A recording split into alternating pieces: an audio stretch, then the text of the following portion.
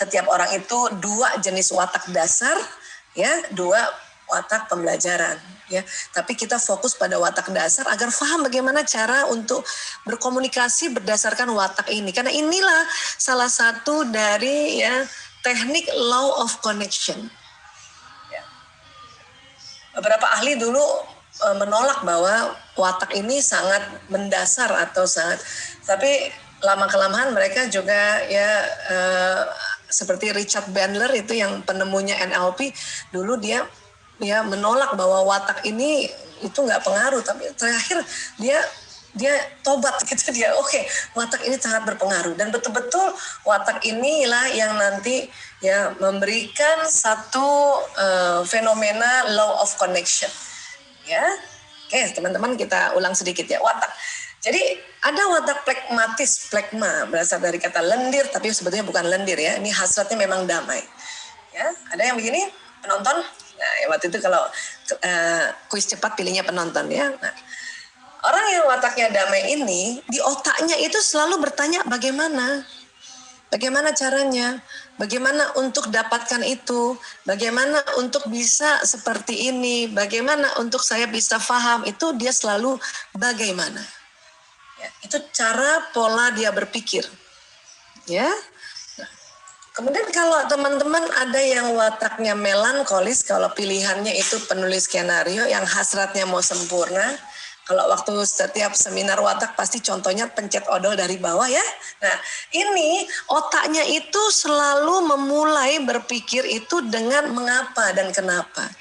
Kenapa begitu? Mengapa gitu? Kenapa saya? Itu selalu kenapa dia punya, ya, pola pikirannya dia ini.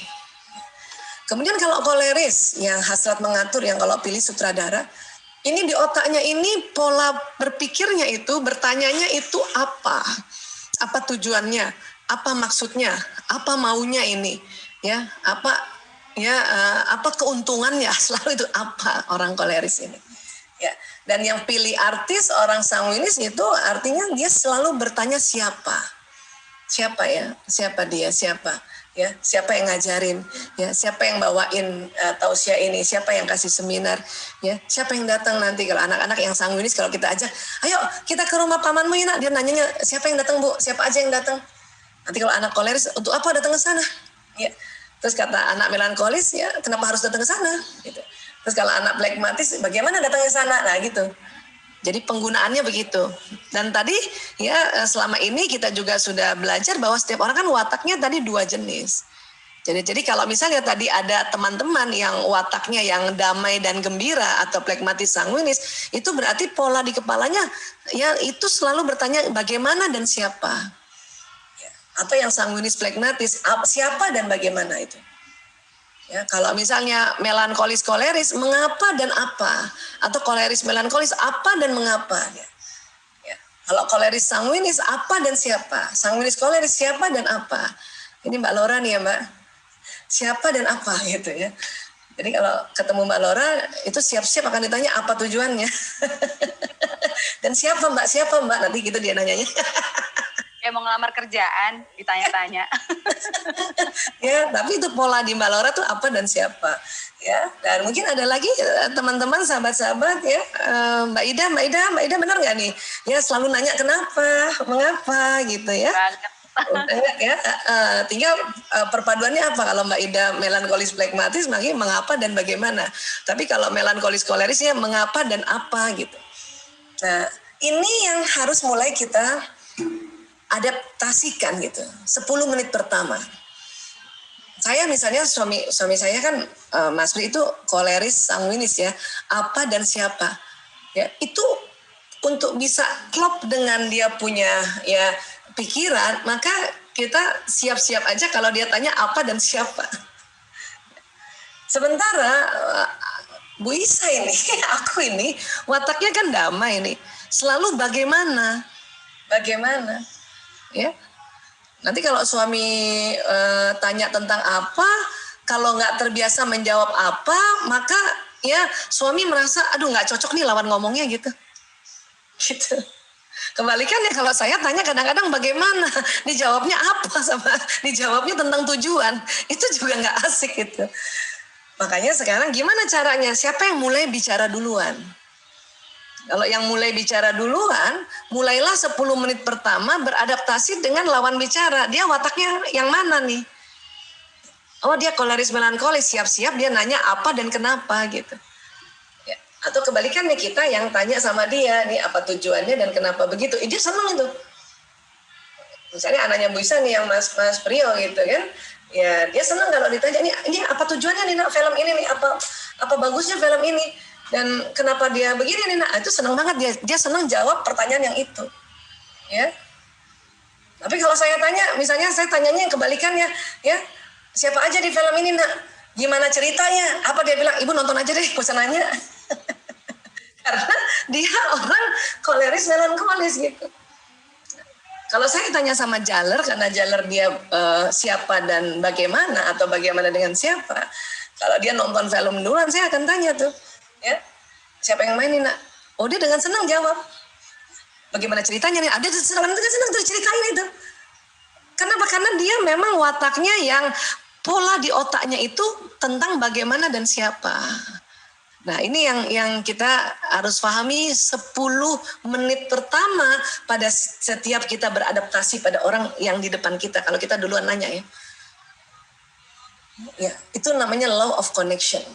Kita membuat sebuah koneksi berdasarkan dia punya watak. Yang mana nih dia nih? Gitu. Ya. Kalau misalnya ketemu lanang gitu ya dan ragil, otaknya dia tuh apa dan siapa itu? Apa dan siapa? Ya. Saya suka tanya sama dia ini ya, ini film apa? Pokoknya kalau ada kata apa yang koleris cepet-cepet jawab tuh. Ya. Film ini Bu, gitu ya, film horor Bu, gitu ya. Kalau saya tanya siapa aja yang main, nanti anak sanguinis yang jawab itu, atau koleris sanguinis yang jawab. Yang main ini aja Bu. Oh. Terus kalau saya tanya misalnya gimana ceritanya tuh, nanti yang jawab tuh anak pragmatis tuh. Anak koleris malas membahas bagaimana, how to-nya bagaimana dia. Ya, jadi watak ini sangat mempengaruhi cara kita untuk ya melakukan koneksi di awal. Sehingga orang yang diajak bicara, dia seneng ngikutin karena dia cocok sama otaknya gitu. Jadi ini harus dihafal nih memang. Orang pragmatis itu selalu bertanya bagaimana gitu.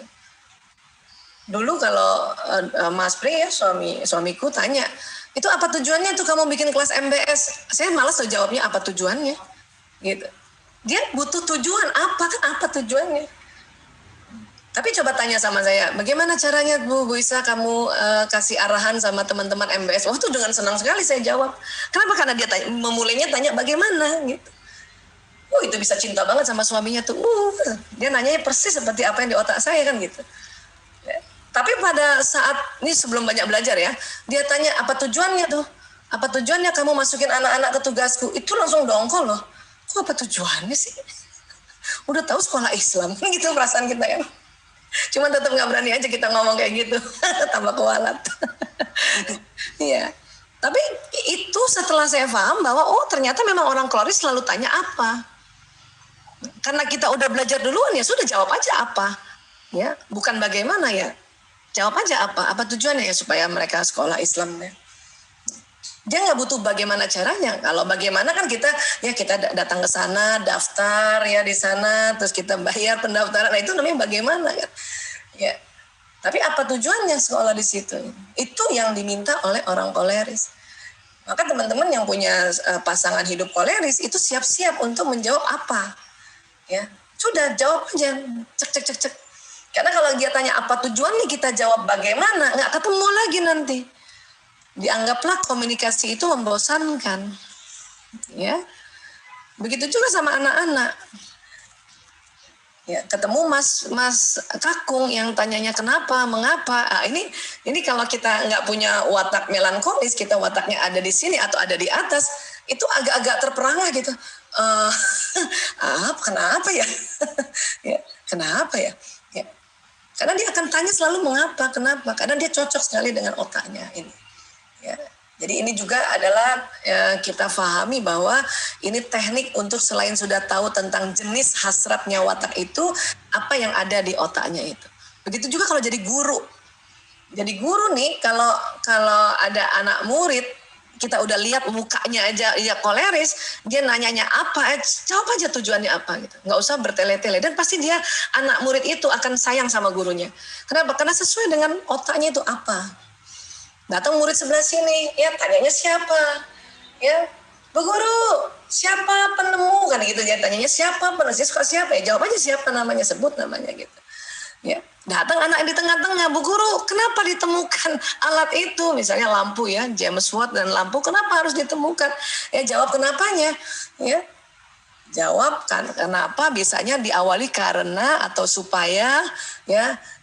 Kalau malam terang di rumah kita, itu mengapa? Nanti anak sebelah sana lagi tanya bagaimana tuh caranya tuh kerjanya tuh lampu.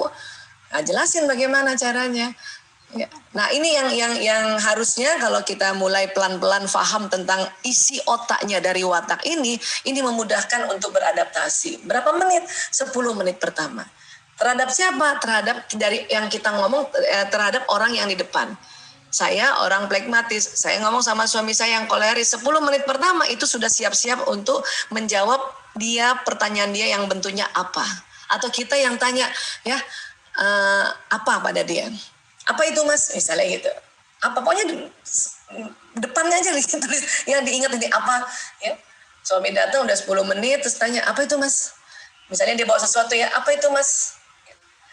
Karena sesuai gitu. Coba kalau Kakung yang bawa sesuatu, ya kenapa bawa itu Mas? Nah itu kan, itu enak tuh, kenapa bawa, kenapa? Ya. Oke, nah ini. Belum lagi kita sudah belajar tentang bahasa kasih, masih ingat kalau orang plekmatis ini bahasa kasihnya adalah sentuhan fisik. Ya, ini bahasa yang betul-betul dibutuhkan oleh orang plekmatis yang setiap harinya, yaitu disentuh kah, diusap-usap kah, atau ditepuk-tepuk, atau dipegang tangannya dan sebagainya.